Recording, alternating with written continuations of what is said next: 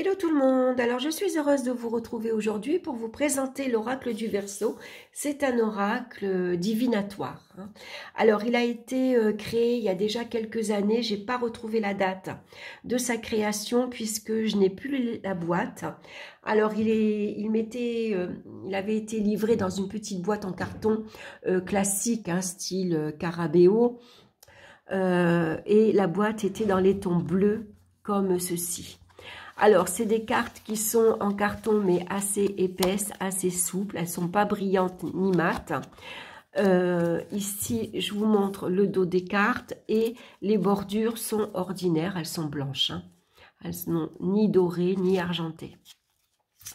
Donc, on va regarder les cartes après. Je vais vous parler ici du petit livret qui a été créé par Romain Magras, qui est médium, et Jérôme Sachet, qui lui est l'illustrateur.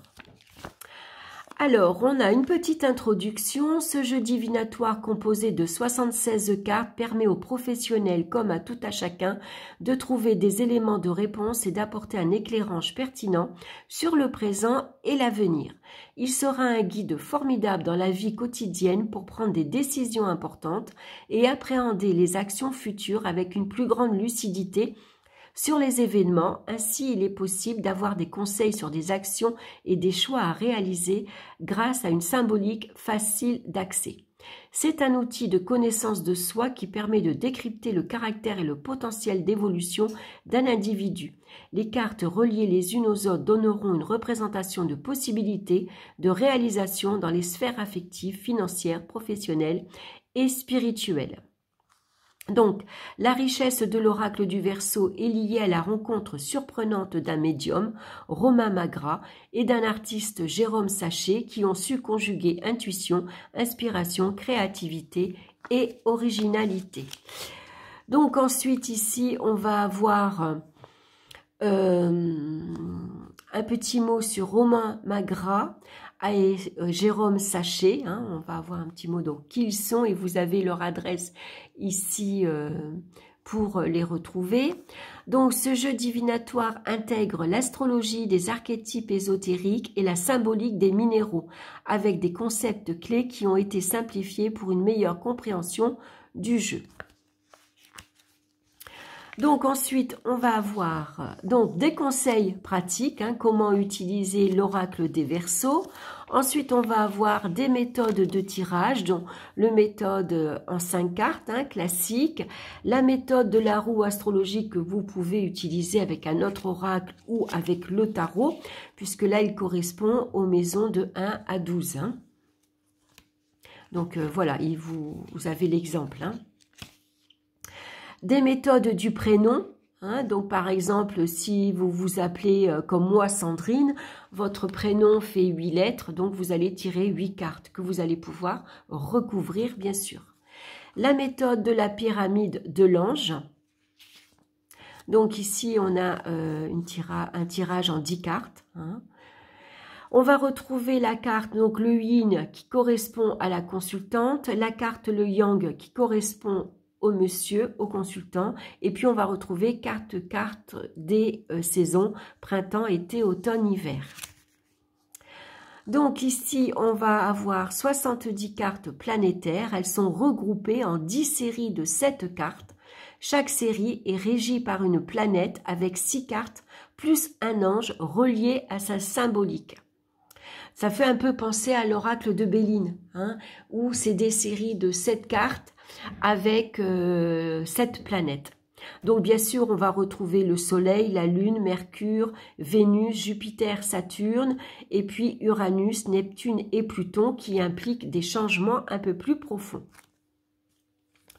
Donc voici la liste des séries par planète avec les différentes cartes qui les composent. Donc là ici on est dans la série du soleil, donc c'est créé. Donc là on retrouve par exemple la première carte, c'est la carte de la naissance, le début d'un projet, la mise en route, l'éclosion, grossesse, naissance d'un enfant. La carte 2, c'est l'abondance, la richesse, le confort, le bien-être, la récolte, le sentiment d'être comblé, la chance. Donc on va retrouver ça pour toutes les cartes, avec à chaque fois des petits mots-clés. Et puis donc pour la série du soleil, l'ange qui correspond est Raphaël. Donc c'est la force de création associée au cristal de roche et à la couleur jaune. Cet archange montre la voie du succès. Il met en valeur les capacités individuelles, la volonté, le courage et l'ambition. Face aux épreuves, il indique le chemin de la guérison pour retrouver l'équilibre. Avec Raphaël, l'individu a rendez-vous avec la réussite et la gloire. C'est la lumière dans l'épreuve en relation avec le cœur. Donc ensuite, on a la série de la lune, avec à chaque fois le nom de la carte et les petits mots-clés. Donc l'archange qui est associé à la lune est Gabriel. Ensuite, on a la série de Mercure, communiqué. L'archange est ici Michael. La série de Vénus, Aimé, l'archange est Aniel. La série de Mars, Agir, l'archange est Kamaël. Donc dans la série des Jupiter, Croître, Grandir, donc ici l'archange est Ézédiel. Ensuite on a la série des Saturne, Structuré, l'archange est Binaël. Ensuite, dans la série d'Uranus, Bouleversé, donc ici l'archange est Raziel. Et dans la série de Neptune, donc Inspiration, l'archange est ici Métatron. Et puis dans la série de Pluton, donc Transformé, on a bien sûr à chaque fois le nom des cartes, les petits mots-clés, et l'archange, c'est l'ange noir. C'est la force de transformation comme la carte de Pluton. Voilà, et donc on retrouve à la fin donc un petit sommaire avec l'introduction, conseils pratiques, les méthodes de tirage et l'interprétation des cartes. Donc moi, à côté des planètes, j'ai associé bien sûr les pierres. Et voilà. Voilà pour le petit livret qui est assez complet, même s'il est tout petit, il est quand même enrichissant. Donc on va regarder les cartes, donc excusez-moi mais elles ne sont pas dans l'ordre. Donc on commence ici par la première carte des naissances. Donc vous voyez, c'est des belles cartes, c'est des assez grandes cartes d'ailleurs par rapport au tarot de Marseille, regardez, elles sont même plus grandes, un petit peu plus grandes ici. Donc, il y a de jolies couleurs. Malgré que le jeu a été paru il y a déjà quelques années, il reste actuel par son image. C'est un jeu qui reste malgré tout moderne. Donc ici, on retrouve la planète, on retrouve ici en bas, donc le nom de la carte, c'est la naissance, avec la chrysalide ici, le papillon, donc c'est la transformation, le changement. Donc on retrouve ici la clé. Donc avec la planète, ici c'est la lune, le choix, la passion. Avec Mars, on voit que le fond est rouge, on reconnaît la planète Mars. Ici c'est Saturne, les chaînes, donc la carte de Yin, la femme, correspond à la consultante.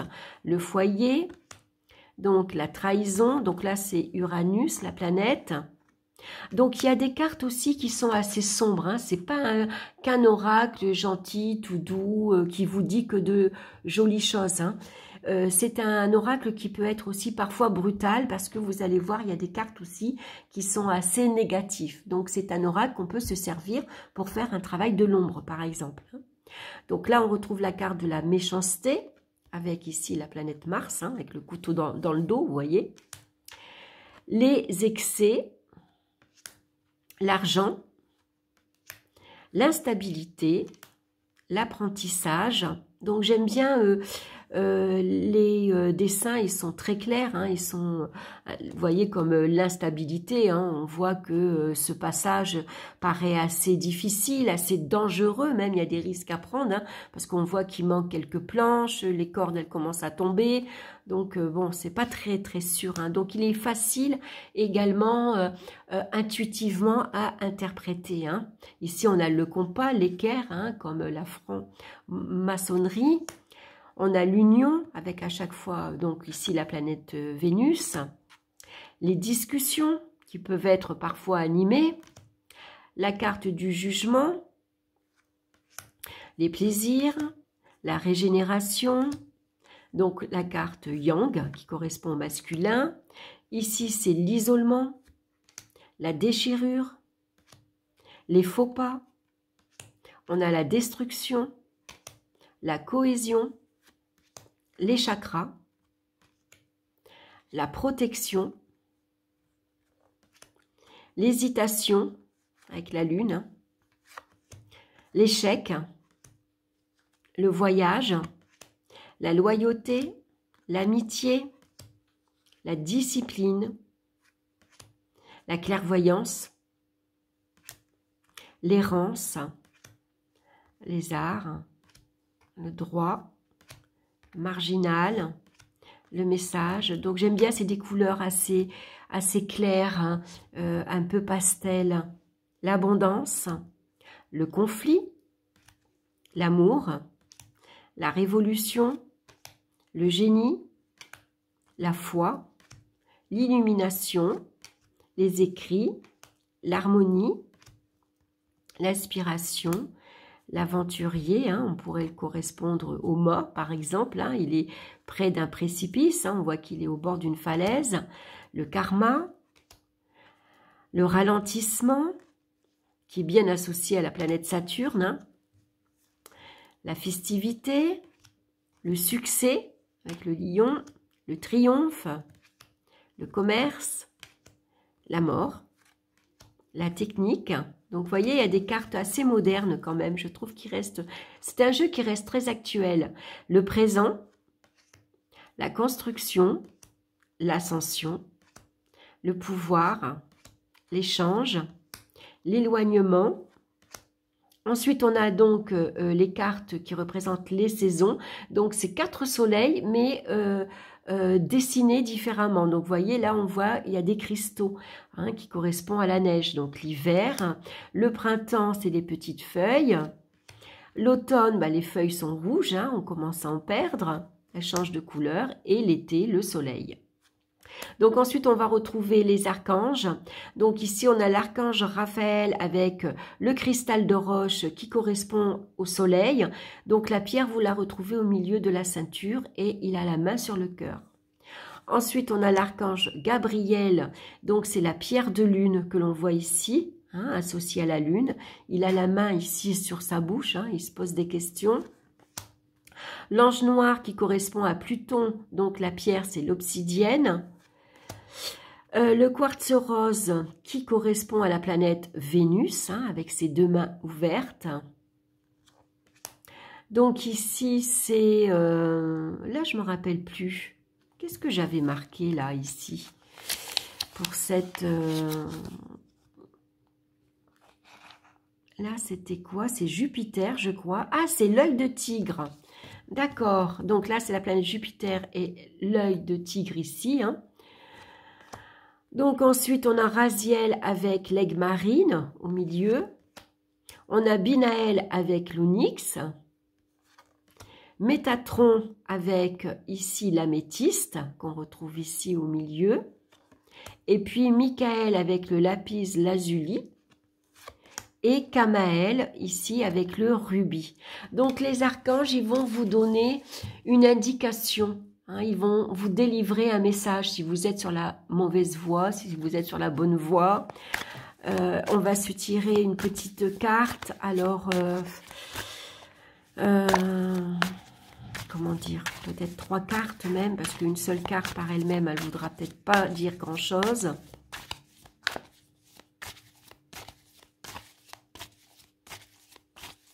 On va regarder le message de la journée. Donc, on a déjà ici le ralentissement.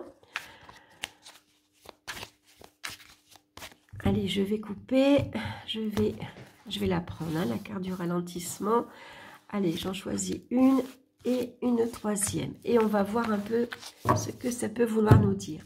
Donc, le ralentissement avec la planète Saturne, bien sûr, il y a de la lenteur, hein. Il y a peut-être quelques obstacles, il y a des projets qui vont prendre du temps. C'est un rendez-vous qui peut être retardé, remis à plus tard, comme une invitation. Hein, c'est le temps qui passe aussi, hein, il passe trop lentement ou trop vite. On regardera donc ici, on va retrouver la planète Saturne, je pense qu'il y est. à la fin. Alors, Saturne, le ralentissement qui correspond au contretemps, à la lenteur des événements, au retard, à la perte de vitesse, le manque de vitalité, le relâchement. Ici, on a bien sûr l'ange ici, Raziel, avec l'aigle marine, hein, donc qui est, ici c'est la planète Uranus, donc elle parle de bouleversement. Donc, quel est le message de Raziel? C'est la force du changement associée à l'aigle marine et à la couleur bleue. Cet archange sort l'individu de sa routine en lui apportant une dynamique de changement. Avec Raziel, plus rien n'est jamais pareil. Il indique un chemin vers l'indépendance. La créativité et l'originalité, il favorise des opportunités inattendues et met en place de nouvelles orientations. L'ingéniosité et l'esprit d'innovation sont mis en valeur, protègent les savants, les aventuriers et les métiers liés à la création et au progrès technique, en relation avec les problèmes cardiovasculaires et la chirurgie. Ah oui, c'est vrai que j'avais oublié que les archanges donnent une petite indication sur la santé. Alors bien sûr, c'est succinctement à prendre à la légère quand même, hein. Donc voilà, donc là on voit qu'il y a un retard, il y avait une stagnation quelque part, il y avait une lenteur, mais grâce à Raziel ici qui arrive et qui m'indique que maintenant, après ce ralentissement, cette période de une période assez lente, hein, où j'ai peut-être, ça a mis du temps, mais j'ai les projets qui ont mis du temps à évoluer, à se mettre en place. J'ai peut-être moi aussi qui a été en ralentissement parce que par manque d'énergie. Là, on m'indique qu'il y a un changement. Hein, ça va aller... je retrouve une dynamique. Hein, donc, je vais pouvoir avancer, évoluer et puis surtout, je vais pouvoir maintenant avoir peut-être un peu plus de créativité et donc... saisir les opportunités qui peuvent ici se présenter et qui peuvent aboutir vers de nouvelles orientations. Donc la troisième carte, c'est l'hiver. Donc c'est l'hiver, alors ça pourrait correspondre à l'hiver, hein, l'hiver est passé, hein, le 21 mars on arrive au printemps, donc peut-être que maintenant tout ça, ça correspond à cet hiver. C'est vrai que l'hiver on a tendance à ralentir, hein, puisque c'est une période assez froide, assez neutre, c'est une période d'introspection, où ici on ralentit, hein, on a tendance à être un peu plus... un peu moins dynamique, hein, on est plus enfermé à la maison, on est plus dans le cocooning, vous voyez, on va au travail, on rentre, on se réfugie à la maison, on a envie d'être au chaud, d'être au calme, les journées sont beaucoup plus courtes. Donc, il y a une lenteur, hein, bien sûr, l'hiver peut sembler long également. Hein. Donc là, on voit que l'archange Raziel vient ici m'indiquer qu'il y a un changement, il y a de nouvelles opportunités qui arrivent. On retrouve du dynamisme, puisque ici, ça va être la fin de l'hiver. Hein, c'est le printemps qui arrive. Donc, c'est vrai qu'au printemps, quand les beaux jours arrivent, on se sent beaucoup plus énergique, on se sent mieux, plus optimiste. On a souvent de nouveaux projets. On se tourne vers de nouveaux projets, d'ailleurs, qu'on a envie de réaliser. Hein, ça pourrait, voilà, le message, voilà comment moi je l'interprète. Après, peut-être que vous allez l'interpréter autrement. Hein. Donc voilà, donc je trouve que c'est un jeu assez agréable, qui parle bien, qui est malgré tout, comment dire, assez réaliste. Hein. Il ne va pas que vous bercer, comme il y a beaucoup d'oracles qui vous sortent, que de belles choses. Même quand ça ne va pas, il y a toujours de belles choses. Sauf que quand ça ne va pas, on a un peu du mal à voir où sont les belles choses. Hein. On a un peu du mal à voir... où est le meilleur, quoi. Alors que ce jeu-là, il va rester dans le concret et puis il reste réaliste. Hein, il ne répond pas toujours gentiment à vos réponses. Hein, il peut être parfois un peu brutal, par exemple. Hein. En tout cas, moi, je trouve que c'est un jeu qui reste très actuel. Les images sont très parlantes. C'est intéressant parce que avec cet oracle, pardon, excusez-moi, je bute un peu sur les mots, il va vous permettre de découvrir les minéraux, Donc, et puis, il va vous permettre de découvrir les planètes. Vous voyez, moi, au début, quand j'ai acquis ce jeu, je ne m'intéressais pas aux planètes, je ne les connaissais pas. Donc, en approfondissant cet oracle, je me suis tournée vers la signification des planètes, qu'est-ce qu'elles représentaient. Pareil pour les minéraux.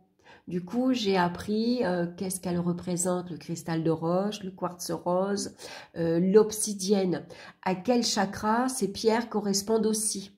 Donc, vous voyez, c'est un jeu qui a une panel d'apprentissage et d'évolution assez important. Voilà, parce que au départ, vous allez bien sûr vous intéresser aux messages divinatoires, mais un petit peu à la fois, vous allez travailler sur les planètes, et puis vous allez travailler sur les minéraux, puis vous allez travailler sur les chakras. Donc, vous allez développer en fait vos connaissances. Donc, je trouve que ce jeu, il est très intéressant pour ça. Voilà, j'espère que cette guidance, cette présentation de cet oracle vous aura plu. N'hésitez pas à me laisser vos commentaires. Est-ce que vous l'avez, vous aussi? Est-ce que vous l'utilisez souvent? Qu'est-ce que ce tirage pour vous? Est-ce que ce tirage vous parle? Voilà, c'est assez agréable, intéressant de pouvoir échanger. Voilà, en tout cas, moi je vous embrasse bien fort, je vous souhaite une excellente semaine et puis on se retrouve très bientôt pour une nouvelle vidéo. Bye bye!